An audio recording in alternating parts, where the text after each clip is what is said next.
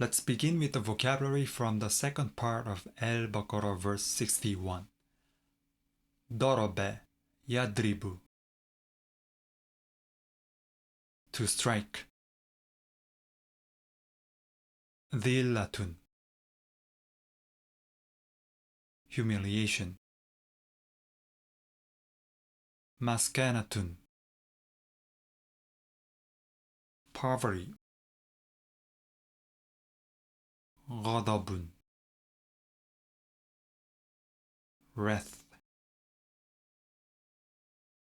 كفر يكفر, to disbelieve. قتل يقتل, to kill. عصى يعصي, to disobey. اعتدى يعتدي, to transgress. That's all for today's vocabulary, and here's the summary for a quick review. Now let's turn to the second part of Al-Baqarah verse 61, where we'll look at the consequences that the Israelites faced for their disobedience. Our first word is waduribat, which is wa plus duribat from the root dot ro be. The u-e vowel pattern indicates passive perfect verb. So this verb means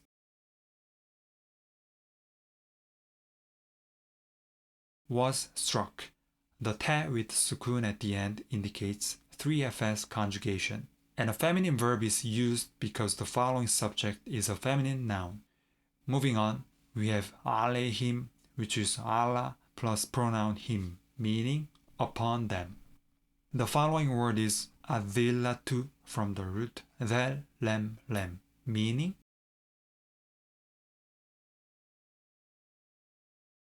the humiliation. Moving on, we have wal maskanatu, which is wa plus al maskanatu from the root sin kaf nun, meaning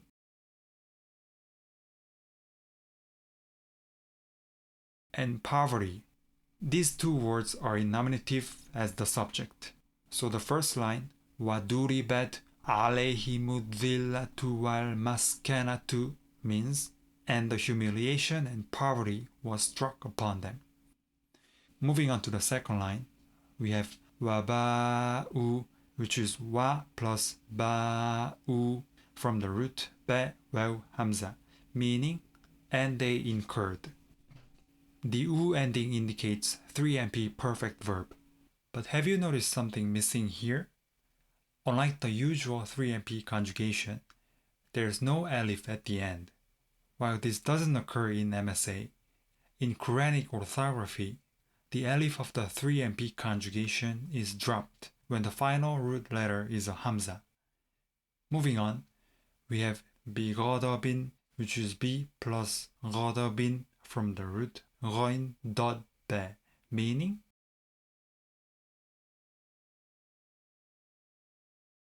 wrath. The preposition be goes with the preceding verb and causes ghadabin to be in the genitive case. The following word is min, meaning of. The next word is Allahi, which is in genitive because of the preposition min. So the second line, وَبَاءُوا بِغَضَبٍ مِّنَ اللَّهِ means, and they incurred the wrath of Allah. Moving on, we have ذَلِكَ meaning that. Up next is بِأَنَّهُمْ, which is be plus anna meaning because, combined with the pronoun whom. To be verb is implied. The next word is كَانُوا meaning they used to or they were. And then we have yakfuruna from the root kafara, meaning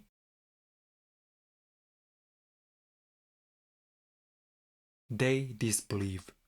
The ya prefix and una ending indicate 3MP imperfect tense. And together with the preceding verb kanu, it means they used to disbelieve or they were continually disbelieving.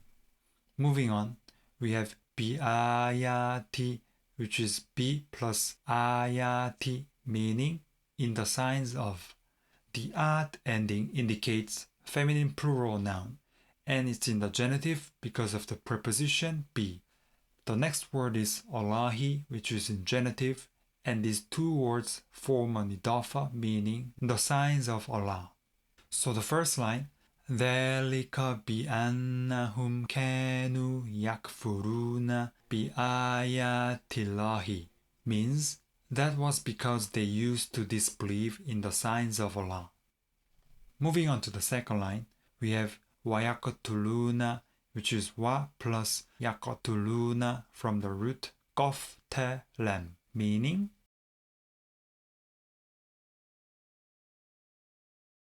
and they kill. It's in the same conjugation as the previous verb yakfuruna. Moving on, we have an-nabiyina from the root nun be hamza.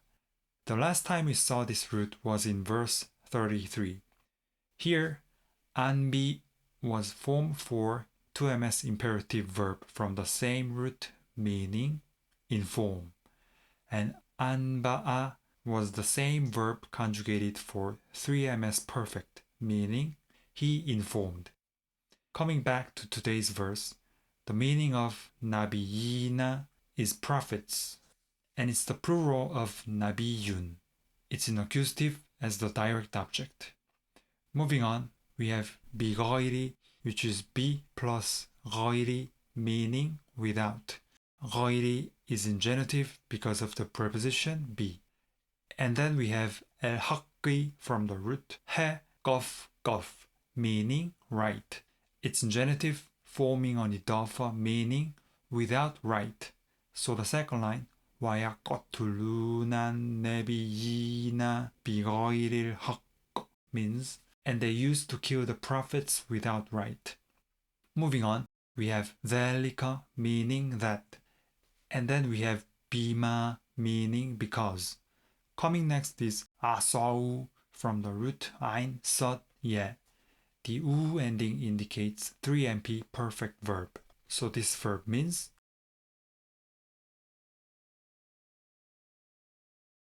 they disobeyed.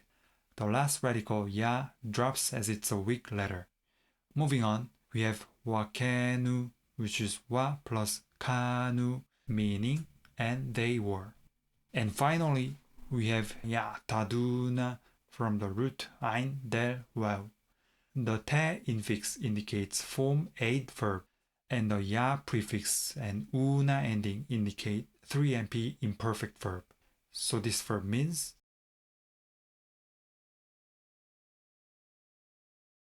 they transgress.